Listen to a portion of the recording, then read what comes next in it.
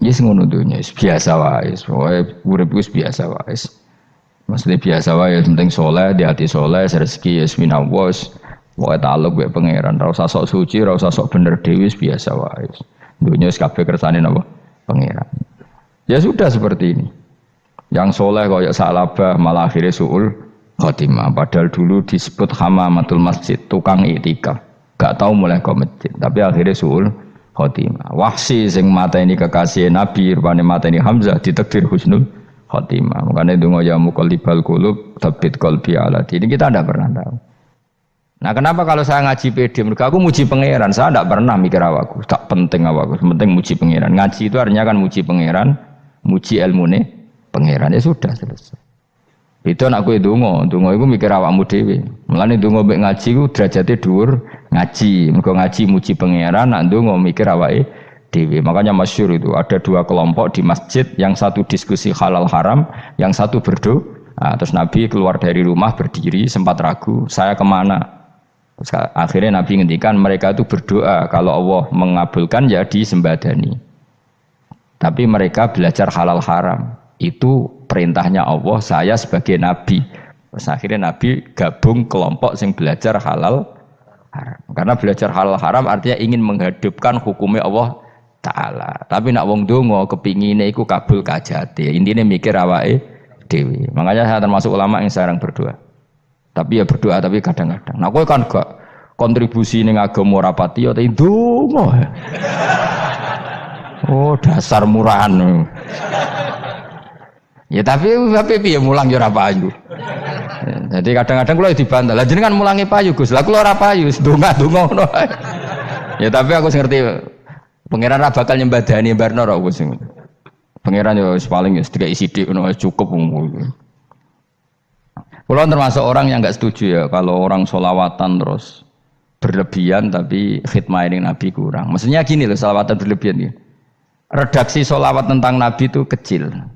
Bukan sholawat jumlahnya enggak, redaksi tentang Nabi itu kecil, sementara tentang keinginannya itu saya tidak suka. Saya suka sholawatan itu ya yang nyifati Nabi banyak, kemudian keinginannya kecil, itu bagus. Kayak Ikhya itu loh, kayak Ikhya Abdul Hasan Asadili itu, kalau dongo itu jaluknya mau swidik, paling baris paling terakhir. Misalnya gini, Nahmaduka ya man huwa alladzi la ilaha illa anta ar-rahmanur rahim, itu langsung in sampai nyifati Allah itu 99. Buar ngono nganti berkuras-kuras. Lagi terakhir mau jaluk donga sithik. Nah kowe kan enggak muni muji Allah mau basa-basi tok. Alhamdulillahirabbil alamin wassalatu wassalamu ala Muhammadin. Mau nggo syarat tok. Baru Allahumma inna nas'aluka nganti telung lari. Telung halaman. Tapi pas muji pangeran alhamdulillahirabbil alamin wassalatu wassalamu ala Muhammadin. Bariku terus donga njaluk mapan tolak buala. Yo wajeng. Mana jare pangeran? Muji kekasihku suwidik dongane kecangkeman. Lah saya tuh gak suka jenis itu. Harusnya sholawatnya itu yang panjang. Maksudnya nyifati Nabi yang panjang. Baru mintanya sedikit. Itu bagus ya. Bi akhlak. Makanya saya diantara sholawat yang senang itu sholawatnya Habib Ali Al-Habsyi yang arang Simtutura. Kalau beliau baca sholawat itu sholatan yattasilu biha ruhul musolli alaihi bi. Fayam basitu fi qalbi sirru nuri ta'alluqi bi wa hubbi wa yuktabu biha bi inayatillahi ta'ala fi hisbi. Jadi dia baca sholawat itu, ya Allah berikan sholawat kepada kekasihmu Muhammad. Dengan sholawat ini rohnya saya, musolli itu rohnya saya yang membaca sholawat bisa sambung dengan rohnya Rasulullah. Dan setelah sambung saya terhitung sebagai orang yang mencintai Rasulullah. Dan saya berharap dari cinta itu saya tertulis sebagai umatnya. Nah, aku kan enggak mau sholawat itu mau saya termasuk orang yang enggak saya loh ya. Tapi ya tetap baik timbang nganggo primbon ya satu sholawatan itu. Tapi boleh punya etika lah dengan Rasulullah itu. Kalau dongo nyifati Nabi yang banyak, ya baru keinginan. Kan banyak itu sholawat yang seperti yang saya misalnya di kitabnya Sayyid Muhammad ada. Allahumma sholli ala sayyidina Muhammad nuri kalam alladzi. Wah nyifati Nabi itu sampai panjang lebar baru menceritakan hajatnya. Kalau kamu kan enggak nyifati Nabi basa-basi, mau sidik malah kadang orang misalnya ala Muhammad, kok ala Muhammad muni Sayyidina aja disoal.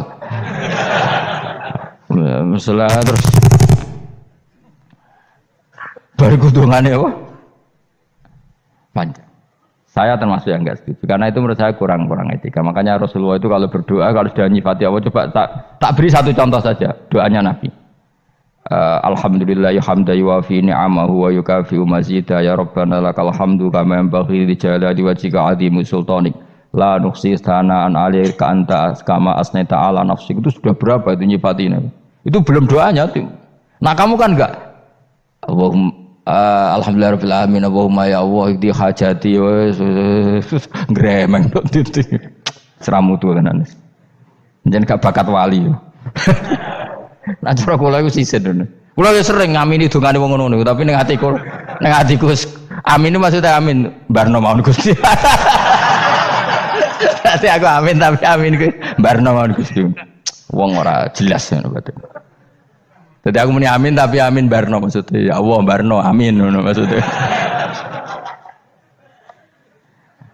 Jadi karena tadi setahu saya doanya para nabi para wali itu memang seperti itu.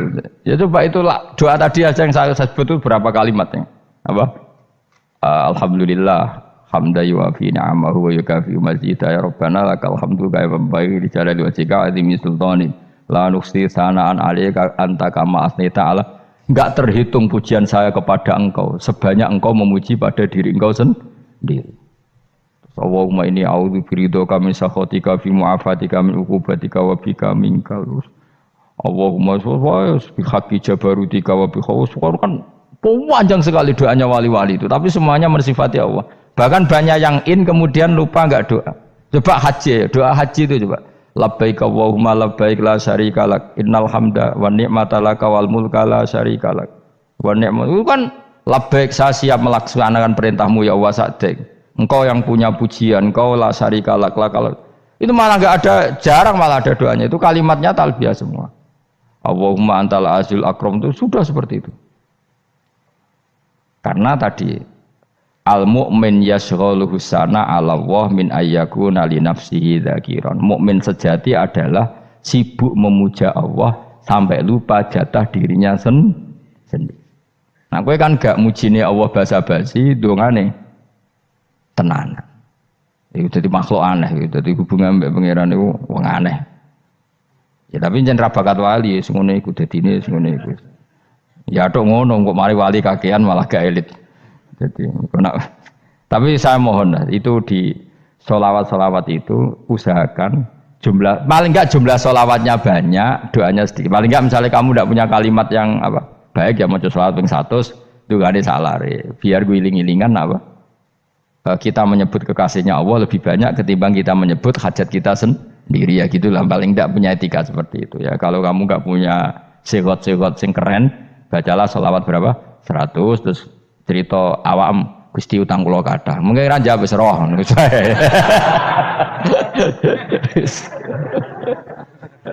Tapi kan kita menyebut kekasihnya sampai 100 nyebut utang bisa. Ojo kok nyebut kekasih pisan nyebut utangi 100.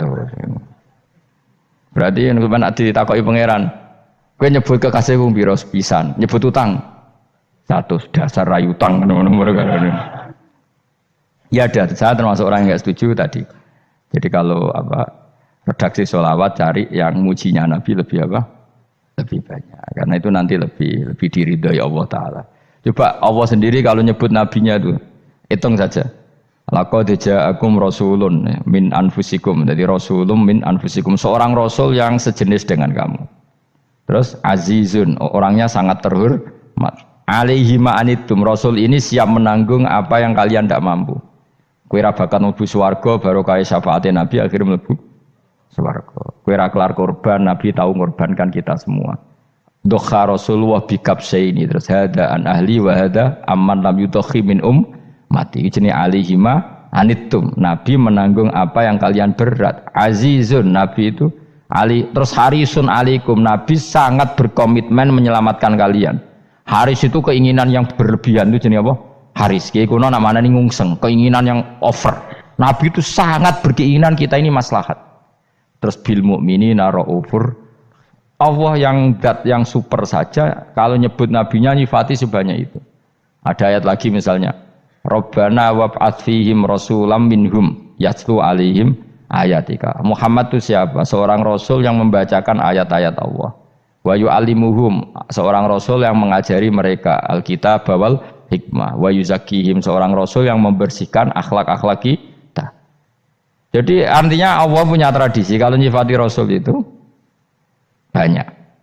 Juga nyifati orang-orang sekeliling rasul. Makanya menurut saya mazhab Syiah itu enggak pas.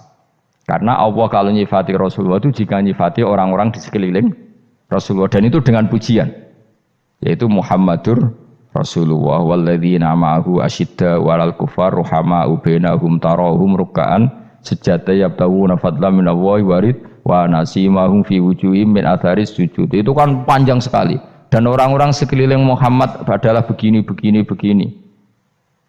Kayak apa Allah muji para ashabu Rasul Lillah. Masa kita ikut kelompok yang menghina ashabnya apa? Rasulullah. Makanya kita tetap madzhab ahli sunnah apa? Wal jamaah, yaitu mencintai semua sahabat. Karena Allah saja yang Tuhan mensifatinya dengan sehormat itu. Mensifati apa? Ashabu Rasulullah. Disifati orang-orang yang saling kasih sayang sama orang mukmin. Tarahum ruka'an, sujud dan komitmen hidupnya untuk rukuk dan sujud. Simahum fi wujuhim min asari sujud. Sudah asar sujud terus diterjemah, nanti sensitif. Cuma setahu saya asar sujud itu nanti setelah di akhirat orang sering sujud itu jabahnya itu ada nurnya. Tapi kalau ada yang nafsirkan asari sujud itu warna tertentu ya semboy. Itu sensitif. Yang jelas asari sujud itu ya sudah seperti itu. Seneng kamu kok hasut. Kowe nyen provokator, nak ono apa ya? Ada hal yang begitu terus mau berlebihan. Uteke ya khisimun. Nah, kula ora ada kepentingan pokoknya ayat si mahum fi wujuhim min athari sujud, bahwa dalam jabahnya itu ada asaris sujud. Itu masyhur kan, saya terangkan ya, tapi gue aja sensitif loh, biasa wae. Suatu saat Rasulullah itu ngendikan begini, nanti saya kata Nabi akan nyafaati kalian semua. Sahabat-sahabat tanya, ya Rasulullah dengan sekian miliar orang bagaimana kamu mengenali kita? Saya ulang lagi, suatu saat saya nanti akan nyafaati kalian, karena saya kenal kalian. Maksudnya di akhirat. Ya Allah, di akhirat. Terus sahabat tanya, ya Rasulullah bagaimana engkau mengenali kita, sementara nanti di akhirat bermiliar-miliar orang gitu. Terus Nabi ngendikan gini, jika kamu punya unta dengan tanda tertentu, saya ulang lagi, jika kamu punya unta punya tanda tertentu, dalam jidatnya ada begini, dalam tangannya ada gini, dalam kakinya ada gini, maka apa kamu bisa membedakan untamu dengan unta orang lain? Ya bisa ya Rasulullah, karena unta kita khas. Misalnya kaki depannya ada putihnya, kaki belakangnya ada putihnya, dalam baduknya ada putihnya. Terus kata Nabi, inna ummati yut'auna yaumal qiyamati hurran muhajjalin min asaril wudu. Nanti umatku nanti wajahnya juga bersinar, tangan kakinya juga bersinar. Jadi asar itu saya pastikan secara riwayat itu akhirat, maksudnya tentang akhirat.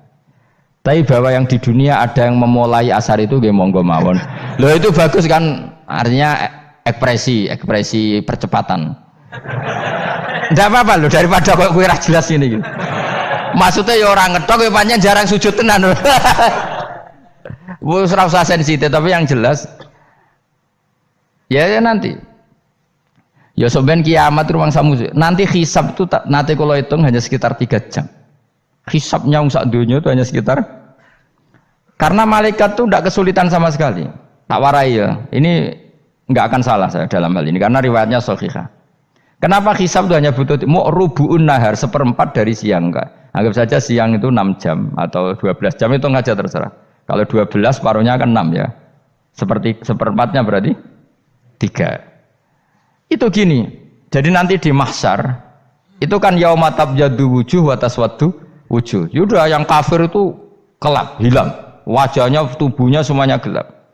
Yang mukmin itu semuanya terang. Jadi sudah yang tabyadu wujuh wa taswaddu wujuh otomatis terus nyingkap. Terus pergerakannya itu delala yang tabyadu wujuh itu ke kanan, yang taswaddu wujuh ke kiri. Maka kamu jangan punya sinar yang kelap-kelip, nanti kena bego yang karena nggak jelas tadi. Maka kamu harus sinarnya yang sejelas-jelasnya. Ghurran muhajjalin min asaril. Bila perlu nur kamu sampai menembus langit saat itu. Makanya ketika orang mukmin sudah nurnya ada di muka, ada di tangan, masih ngendikan Rabbana atmim lana nurona, karena takut masih kena bigo tadi. Karena kalau hanya wudhu tok, sikil tok kan, bayangkan di miliaran orang kan bisa agak kelihatan. Tapi kalau nurnya sampai nembus langit kan, itu siapa kok nurnya sampai, kan malaikat langsung tahu. Makanya hafal Quran, alim kan insya Allah nurnya itu. Sama zaman itu masih berdoa, Rabbana atmim lana, sempurnakan nur kami. Karena nanti identifikasi malaikat berdasar tadi, kalau ada nur berarti diletakkan ashabal yamin, kalau nggak ada nur ashabal shimal. Nah malaikat yang dibawa bigo itu kira-kira detail nggak? Dugaan saya kalau kelap-kelip pasti kena simal. Wah ini partai kiri mesti kan. Pemenang yang wudhunya mau dulet sirah tok sidik. Karena anak mazhab Syafi'i. Sebetulnya meskipun tuh sebaiknya kalau basuh sirah itu kabeh ben ora kelip mana aneh pepesan terus dulat-dulit tok. Iku soben ya itu kelip. Ya sudah ya. Setelah itu kata ngendikane pangeran yu'raful mujrimuna bisimahum fayukhadu bin nawasi wal aqdam. Orang-orang pendosa kelihatan maka diletakkan di kiri. Nah sama yang orang-orang baik simahum fi wujuhim min asari sujud. Jadi ayat itu jelas tentang akhirat. Tapi kira usah terus provokasi. Seneng kamu kok yakhisimun. Maksudnya provokator gitu. Jadi nanti yang mukmin jelas nurnya. Lah nur ini nanti dengan kadar iman kamu, perilaku kamu. Ada yang kelap-kelip, ada yang. Nah, yang kelap-kelip ini orang kena bigo itu tadi. Nanti setelah kena bigo ikut ashabis simal, yang kelap-kelip disortir lagi malaikat yang bagian detail kan ada nanti. Lah ini terus ditubir neraka. Yang kafir benar-benar neraka, yang ini ditubir neraka. Nah, itu nanti ini yang ngel-ngelo Kanjeng Nabi digoleki ya ini itu. Mana sakit Kanjeng Nabi, mana ono kiai soleh darani nek iso soleh dhewe sakit Nabi mergo terus goleki endi umatku sing kelep-kelip terus dicari disafaati. Ya imma langsung dituruti Allah wa imma diumbasik ning neraka. Ya terserah rencanamu piye kon aku. Tapi yang jelas apa? Kiamat itu cepat sekali karena tadi ada identifikasi tadi. Makanya hanya cukup 3 jam karena tadi yang jelek kelihatan jelek, yang baik kelihatan baik. Makanya cepat. Ya araful mujrimuna bisimahum, orang pendosa dikenali lewat alamatnya yaitu taswaddu apa? Wujuh. Kalau orang baik dikenali lewat tabyadu wujuh. Nah, terus setelah nyingkir, ini ngono tak warai kiamat. Setelah nyingkir itu faduri babenahum bisuril lahu bab. Setelah tersingkir tadi terus lalu ada pintu penghalang, pintu pemisah. Nah pintu pemisah tadi yang sisi kanan langsung jadi surga, yang sisi kiri jadi neraka. Itu disebut faduri babenahum bisuril lahu bab batinu fi rahmatu wa dhahiruhu min qibalihil adzab. Yang pintu arah kanan otomatis wilayah surga, yang pintu kiri otomatis wilayah neraka. Nah problemnya ketika penutupan pintu itu dah yang kelap-kelip itu katut kemana ini yang makanya kamu jangan malok partai yang apa kelap-kelip yang nggak jelas itu koalisi kemana ya? Kalau partai besar kan iso nyalon presiden, partai kecil ini kan ikut mana ini kan sing sak ngisore 1%, 2% ini kan repot. Loh coba misalnya nur kamu 2%, berarti gelap kamu kan 98%. Kira-kira malaikat mengkategorikan kemana coba? Ayo jawab. Gelap. Loh kok ada semangat Pak? Padahal itu bagian dari kamu. Kalau satu tubuh itu sinarnya hanya 2%, kira-kira kategorinya itu partai gelap, partai terang. Kok ada semangat kok ada ini. Berarti kegaruk kemana? Kiri. Tapi bisa saja malaikat cara berpikir gini. Tapi kok ada cahayanya ya? Padahal kata Allah yang bercahaya ashabul yamin. Kan nggak ada bilang cahaya terang. Bisa saja malaikat alhamdulillah berpikir begitu. Ya nanti kita rayu saja supaya berpikir ini kan yang penting ada cahaya. Kan Allah tidak bilang terang apa kelap-kelip. Ya mungkin saja asal ada cahaya dikategorikan lahu nur, punya apa? Nur. Tapi yang jelas saat itu pun yang sudah punya cahaya masih berdoa Rabbana atsmim lana nurona. Ya Allah saya mohon sekali nur-nur kami sempurnakan. Jadi ini saya bantu teman-teman yang hafid-hafid supaya tahu maknanya ya.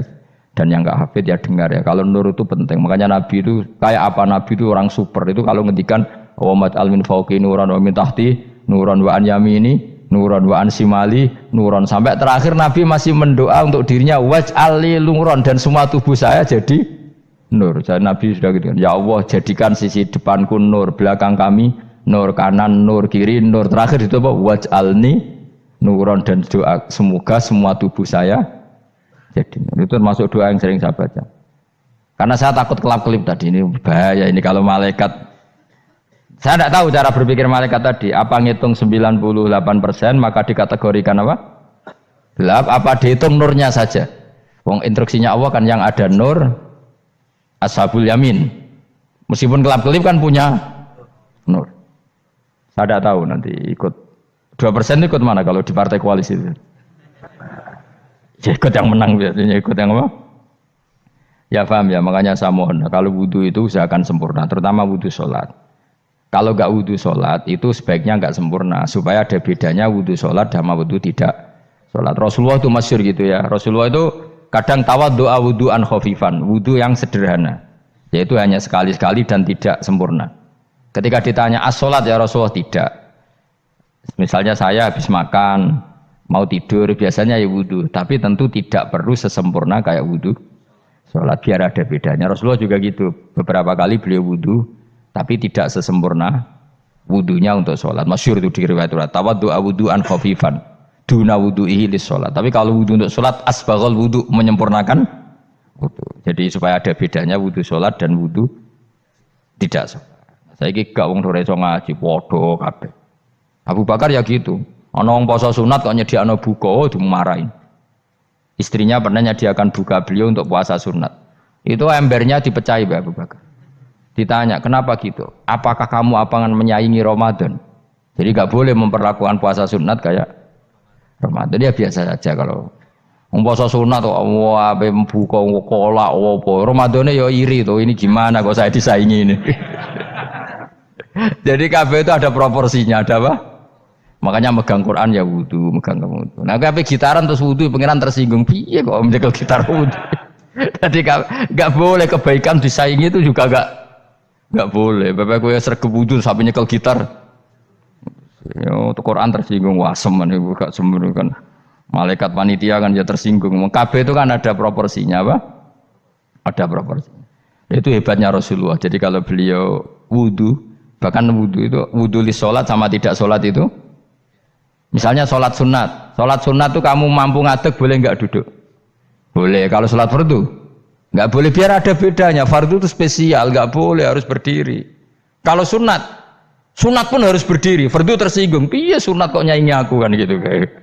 Ya makanya sholat fardu wajib berdiri ya. Sholat sunat boleh duduk meskipun mampu loh ya.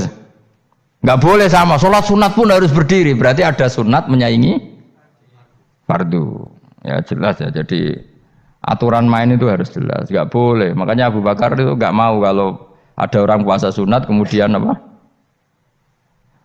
Abdullah bin Mas'ud lebih parah. Dia itu tukang nyuwepeng orang yang selalu sholat duha. Makanya saya itu duha itu jarang karena takut kena sweepingnya siapa? Abdullah bin Mas'ud. Itu ada orang khusyuk tiap hari duha disweeping sama dia. Apakah kamu menjadikan sholat ini jadi fardu? Kok mbok lakoni bedino? Awas nampak lakoni bedino. Daerah akhir duha dilakoni bedino. Perkara ini butuh duit. Itu kalau zaman Abdul Mas'ud kena sweeping apa? Karena berarti menandingi fardu.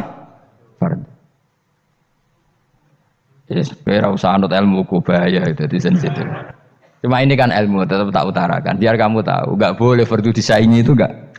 Coba kan banyak ketentuannya tadi. Contoh paling gampang itu apa? Kalau sholat fardu boleh, nggak boleh apa? Duduk. Sholat sunat boleh duduk. Sholat sunat boleh di kendaraan sesuai jalannya kendaraan. Ainama tawajjahat bi rohilatu. Kalau sholat fardu, kalau kamu naik unta harus turun untuk memastikan di kiblat. Jadi banyak sholat sunat kamu dalam keadaan najis sudah tidak boleh dilakukan. Kalau sholat fardu, karena saking pentingnya fardu, meskipun dalam keadaan najis ya menemukan alat sesuci harus tetap sholat. Jenenge sholat dihormatil waktu, karena nggak boleh fardu ditinggalkan. Meskipun nanti harus iadah. Karena nggak boleh mengalahkan fardu meskipun itu oleh najis. Jadi misalnya kamu pergi hanya bawa satu celana, kemudian di terminal atau apa kena najis, kena uyah sampean misalnya, kamu harus tetap wudu dan sholat. Karena nggak boleh fardu ditinggalkan. Meskipun nanti harus iyadah karena sholat kamu tidak sempurna. Dalam keadaan celana kamu najis, boleh nggak sholat sunat? Oh nggak boleh. Karena kalau fardu itu darurat memang sesuatu yang harus maka dilakukan. Tapi kalau kamu dalam keadaan nggak suci, nggak boleh melakukan sholat apa? Sunat. Karena fardu itu spesial apa? Spesial. Bukan kalau terus nanya. Wamtazul yauma ayyuhal mujrimun. Ya, jadi orang mujrimun harus terpisah dari orang apa? Mukmin. Dan yang keharusan itu ketika di surga. Tapi kalau di dunia ya boleh muamalah boleh. Ya muamalah yang halal maksudnya. Infaridu tegese misau sira kabeh ana mukminin sing pira-pira mukmin intakhtilatihim. Nalikane campure kufar utawa al mujrimin bihi lan al mukminin. Utawa rujuke balik mboten napa. Maksudnya rujuke diwalik ge sami intakhtilatihim mukminin bihi lan kufar utawa kufar ning mukminin. Alam ahad ilaikum ya bani Adam. Alam ahad ana ta ora merentano ingsun ilaikum maring sira kabeh. Amurkum tegese ana ta ora merentano ingsun kum ing sira kabeh ya bani Adam ya bani Adam. Ala lisani rusuli ing atase lisane para utusan-utusan ingsun. Bukankah saya telah merintahkan kamu wahai Bani Adam Allah tak butuh setan. Yen ora menghamba sira kabeh asetan ing setan. Ngendikane pangeran kowe cek kanut setan cek nemen nih. Bukankah sudah saya perintahkan kamu tidak boleh diperbudak napa setan. Maknane la tutiu tegese aja taat sira kabeh ing setan. Inna sak temene setan laku maring sira kabeh aduun musuh mubinun kang jelas. Bayinul adawati banget musuhane. Lah wong setan musuhmu kok malah mbok nut bocah kok sarap ngono. Karwan musuh kok di nut. Anut ya pangeran mergo Allah wali fid dunya wal akhirah. Wa ani buduni lan yen to nyembah sira kabeh ni ingsun. Wa anstune kelakuan budu nyembah sira kabeh ni ingsun wahidu tegese nglakoni tauhid sira kabeh. To mengesa kana sira kabeh ni ingsun. Wa ati ulan taat sira kabeh ni ingsun. Harusnya kita hanya ibadah ning Allah Subhanahu wa ta'ala karena dia yang menciptakan kita, tempat kita kembali. Setan itu tidak siapa-siapa, makhluk yang hina, yang lemah. Kok kowe malah taat ya ning gone zat sing super, sing gawe kita, sing memberi rezeki kita dan zat yang kita kembali. Hadza utawi iki maksudane taat ning Allah taala. Hadza ai al-madkur min taatillah iku siratun kudalan tori untuk sedalan mustaqimun kang jejak.